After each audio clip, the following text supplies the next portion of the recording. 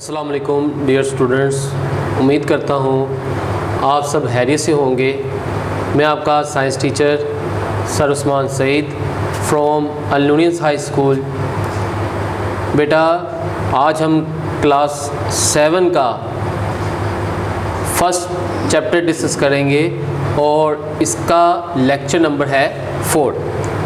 बेटा, अगर आपको याद हो तो हमने प्रीवियस लेक्चर्स के अंदर अपने डिफरेंट बॉडी पार्ट्स के बारे में डिटेल से पढ़ा था और काफ़ी कम्प्लेक्स टर्म्स को हमने डिफ़ाइन भी किया था।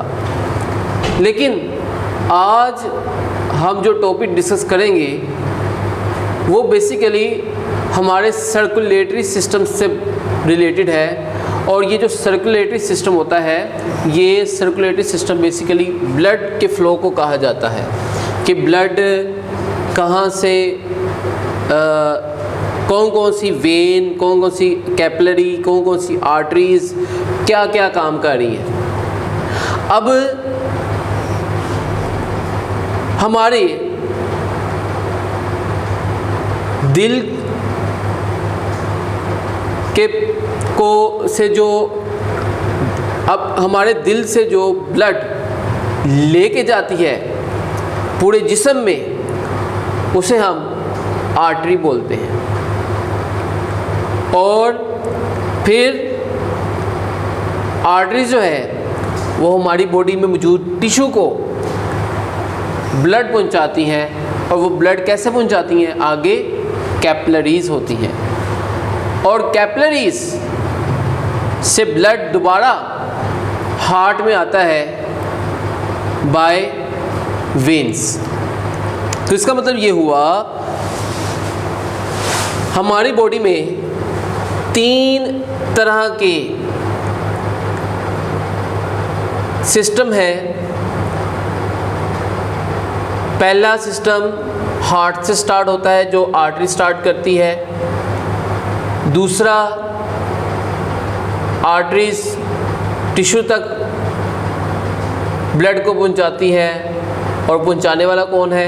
कैपिलरीज़ है। फिर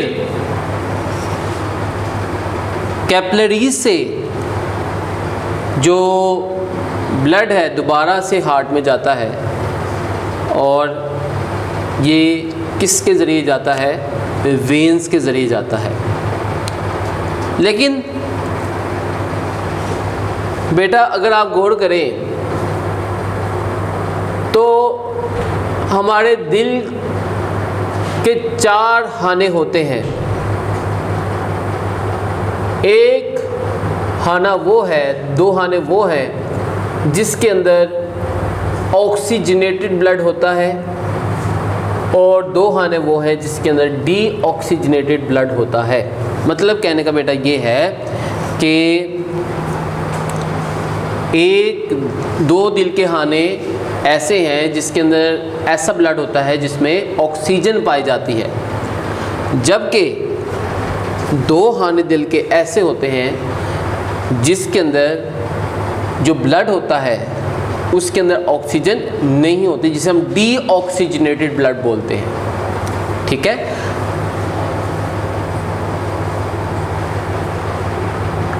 आज हम जो कॉन्सेप्ट डिस्कस करेंगे वो ब्लड वेसल का है। ये मैंने एक जनरल व्यू दे दिया है आपको, इसको ज़हन में रखिएगा और आगे हम फर्दर प्रोसीड करते हैं। ब्लड वेसल्स को अगर हम समझें तो ब्लड वेसल जो है इनमें आर्टरीज और वेन्स आती हैं और इन दोनों का जो स्ट्रक्चर होता है वो तकरीबन सिमिलर होता है, उसमें कोई फ़र्क नहीं होता। आर्टरीज का भी सेम स्ट्रक्चर है और वेन्स का भी सेम स्ट्रक्चर है, लेकिन दोनों का काम का फ़र्क है कि दोनों काम क्या कर रही हैं। आर्टरीज खून को लेके आती हैं और वेन खून को दोबारा से हार्ट तक पहुंचाती हैं। लेकिन आप ये देखें, जब ये खून आर्टरी में या वेन के अंदर होता है तो उसके ऊपर एक कवर होता है, उसके ऊपर एक कवर होना इस बात की निशानी है कि जो ब्लड है वो उसी आर्टरी के अंदर मौजूद रहे।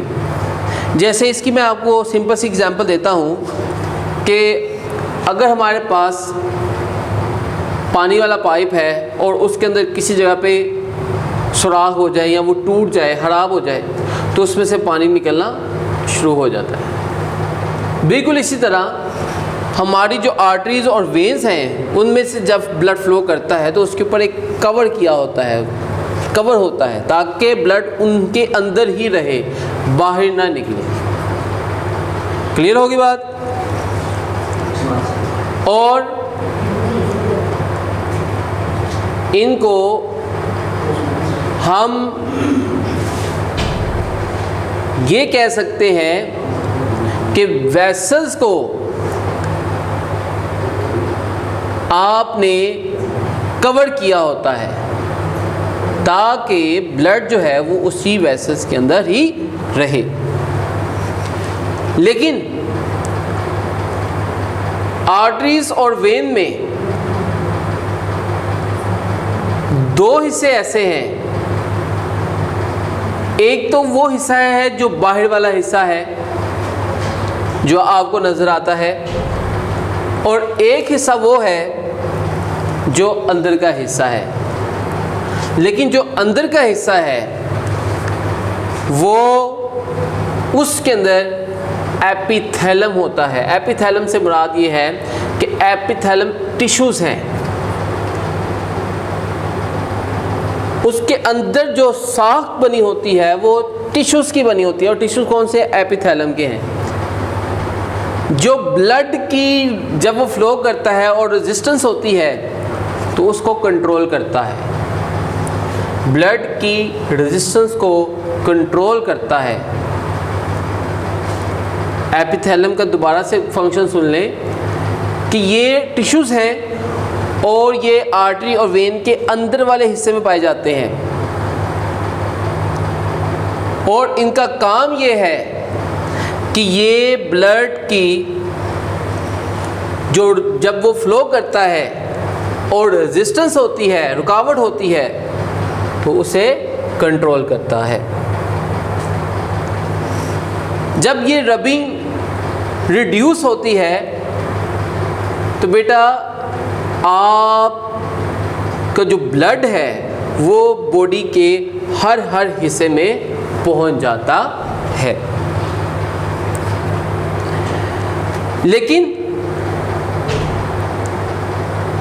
जो मिडिल लेयर ऑफ आर्टरी और वेन होती है, इनमें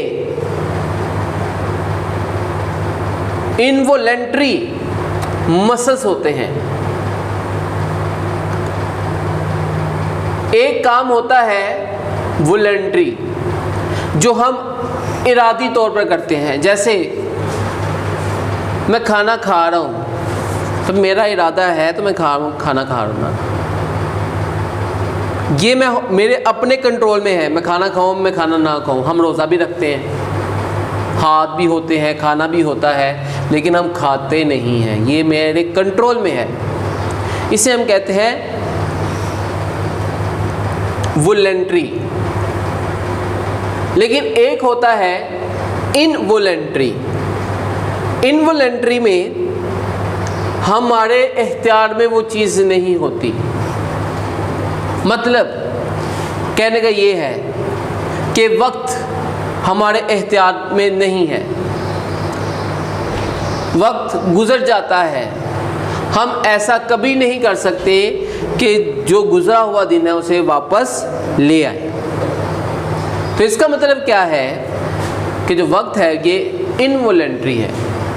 और आर्टरीज और वेन्स के अंदर भी ऐसे सेल्स होते हैं, ऐसी लेयर होती है जो कि इनवोलेंट्री मसल्स पर मुश्तमिल होती है। ये जो इनवोलेंट्री मसल्स हैं ये हमारी आइज़ के ऊपर भी मौजूद होते हैं, हम कुछ सेकंड्स के बाद आई को झपकते हैं, ये हमारे कंट्रोल में नहीं है, ये इनवॉलेंट्री है,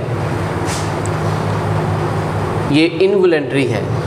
हम अपनी मर्जी से आंखें बंद तो कर सकते हैं, लेकिन अगर हम ये कहें कि हम कॉन्स्टेंटली आंखें खोल के रखें और आंखों को ना झपकें, तो ये हमारे कंट्रोल में नहीं है। इसी तरह हमारे दिल का जो धड़कना है, हमारी सांस का जो चलना है, ये भी हमारे कंट्रोल में नहीं है, इसे हम इनवॉलेंट्री कहते हैं। क्लियर होगी बात। इसी तरह हमारा जो लीवर है और जो किडनी है वो अपना काम कर रही है, हम उसे कंट्रोल नहीं कर सकते। हम कंट्रोल क्या कर सकते हैं? हम खाना कंट्रोल कर सकते हैं, हम काम करना कंट्रोल कर सकते हैं, चलना कंट्रोल कर सकते हैं। हमारा जब दिल करता है हम चलते हैं, जब दिल करता है रुक जाते हैं। तो ये जो वॉलंटरी काम होते हैं ये हमारे कंट्रोल में होते हैं और इनवॉलंटरी हमारे कंट्रोल में नहीं होते। तो इसका मतलब है कि हमारी जो आर्टरीज है, हमारी जो वेन्स हैं, इनमें इनवॉलंटरी मसल्स होते हैं जो कि खुद ब खुद काम करते हैं और ब्लड को आगे की तरफ लेके जाते हैं।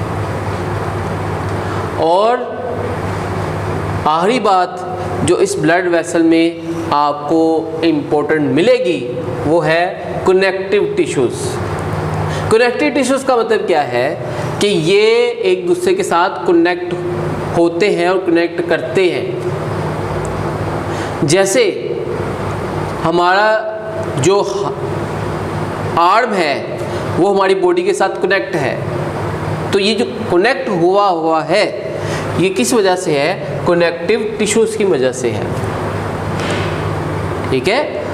इसी तरह हमारी जो फिंगर्स हैं हमारे हाथ के साथ, हैंड के साथ कनेक्टेड है, तो ये किस वजह से है?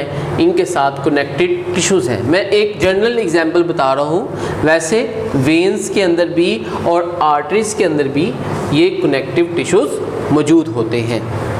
तो बेटा हम अब इस ब्लड वेसल को समझने के बाद इसको पढ़ लेते हैं। आप सब बच्चे अपना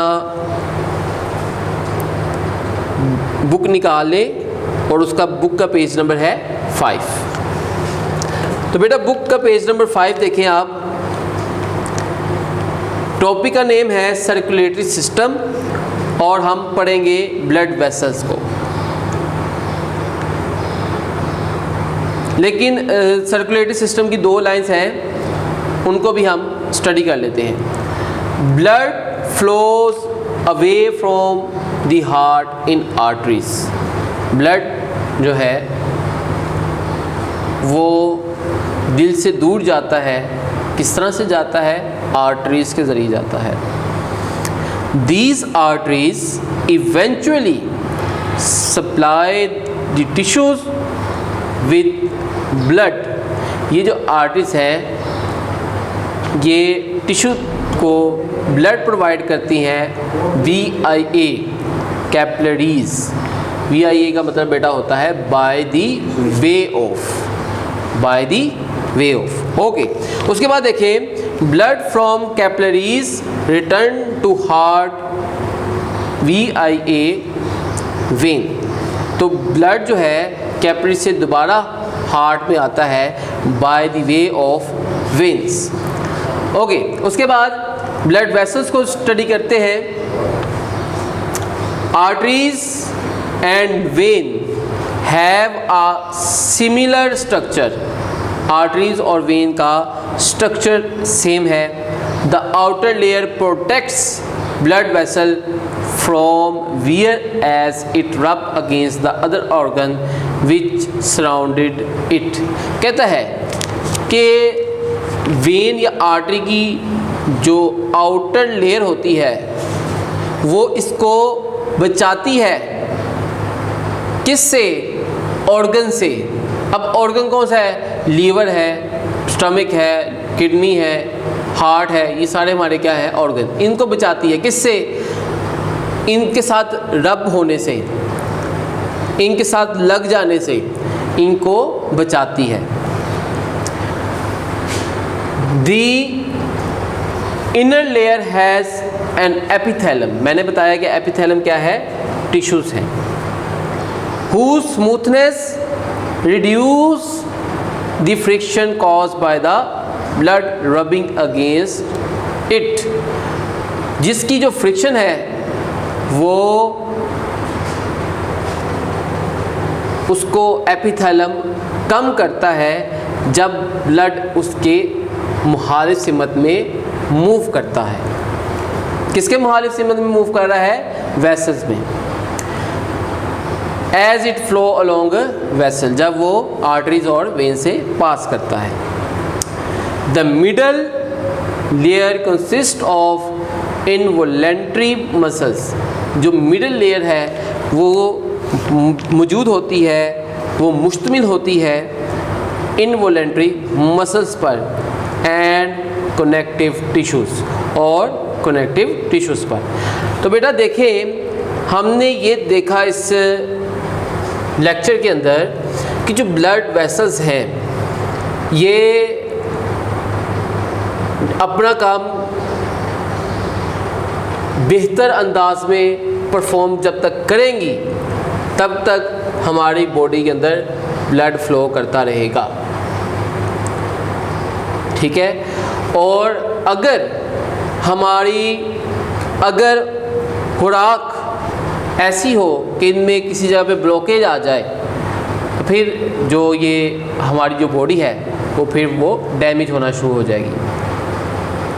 कुछ लोग जो है वो ऑयली चीज़ें ज़्यादा खाते हैं तो उनके अंदर कोलेस्ट्रॉल और हार्ट की जो डिसीज़ है वो कॉमन हो जाती है। बेटा आज का हमारा लेक्चर यहीं पर इख्तिताम हुआ।